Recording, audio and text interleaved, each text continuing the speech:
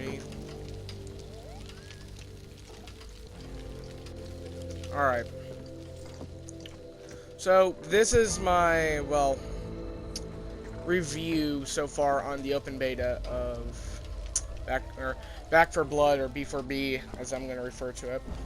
This is the open beta, so everything I say is subject to change.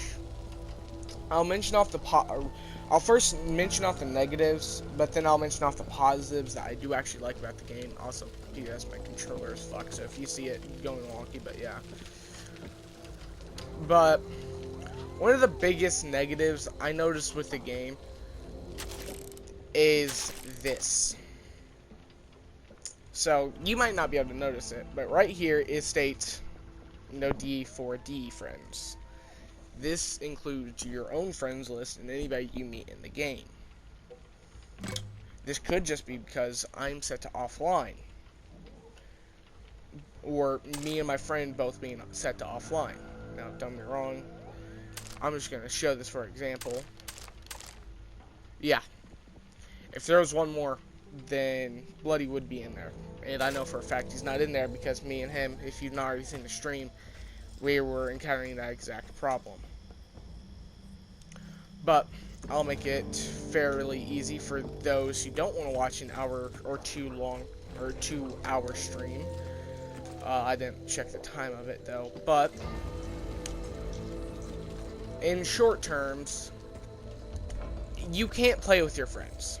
Not in the open beta currently, at least. Not that I can tell. It could just be because I'm set to offline, etc. Blah blah blah. It could be a matter of those, but if that is the case, I do find that incredibly stupid nonetheless. That is my main complaint. Second off, the game is incredibly hard. And the AI act fucking retarded. What I mean by this is one of the main things I mentioned in the stream, which you probably don't want to watch the stream or the entirety of it, is the AI don't revive you. Well, they don't focus on reviving you, if that makes any sense. I'm going to use Payday as an example for those who actually have played Payday. But in Payday, regardless, the AI will focus on reviving you, no matter what. In this game, they focus on protecting whoever's still alive. Let's say you have 2 bots and there's 2 of you. The random in your game, presumably, hopefully not your friend, does not notice you, or does not even pay attention to you, you will not get revived. The AI will not come to you, not in the slightest. The only time they will come to you, or even revive you, is if he's literally standing on top of you, or next to you. That's the only point in time they are going to revive. But that's about the end of my complaints. The game is a little bit too hard for most people, and I do mean most. This does go even to myself, and I consider myself a person who's willing to play most Call of Duty games and endure through veteran. So, that says something. I'm no completionist, which doesn't make me the best to talk about it. But yeah. But starting out with the positives, the game feels like Left 4 Dead. If it were a lot more color-tuned and bright, all at the exact same time. That's the only way to describe the graphics for myself. But I do really, really like this kind of system right here.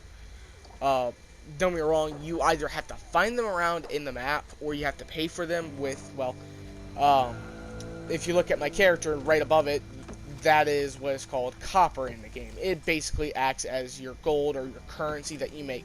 Kind of like Counter-Strike, if that makes any sense. Each safe room, you have a shop that you can go from, and including if you do die, you can use whatever you gained during Zed run, or you can.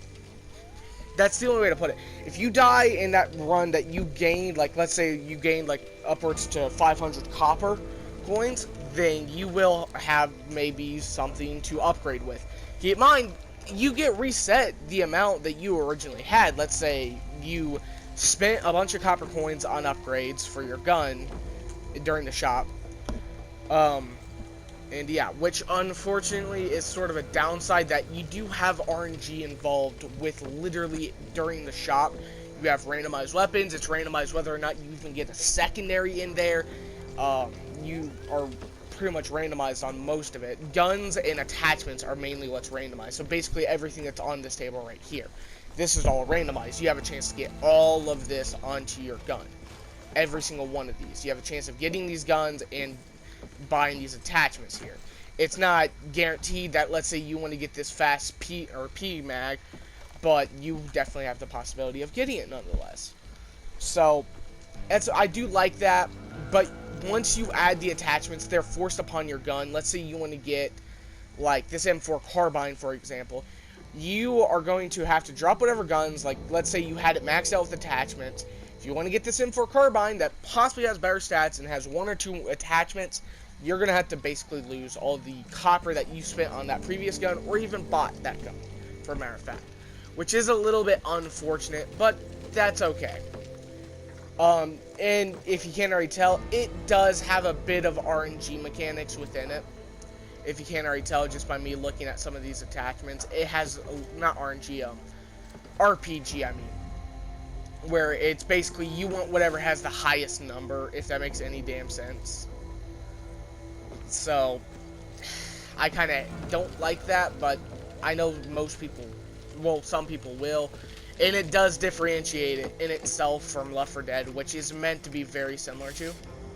Now, certain guns are basically meant to be complete upgrades to previous guns. For example, you might find this inside your starting room as a gun, but it can be better than this ps4 here. That literally has no recoil and is fully automatic. Now, by the way, that my screen moving up, that's just my controller. Let me show you what I mean. Virtually zero fucking recoil. If there is, it's very small.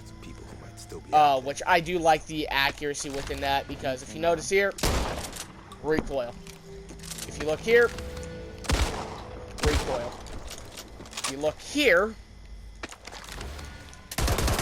zero fucking recoil at all, which is actually accurate. But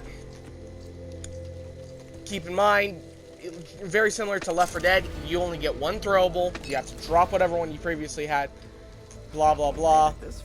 But I don't mind it, and not only that, any melee weapons per se, this fire axe right here, they're gonna replace your secondary pistol like these.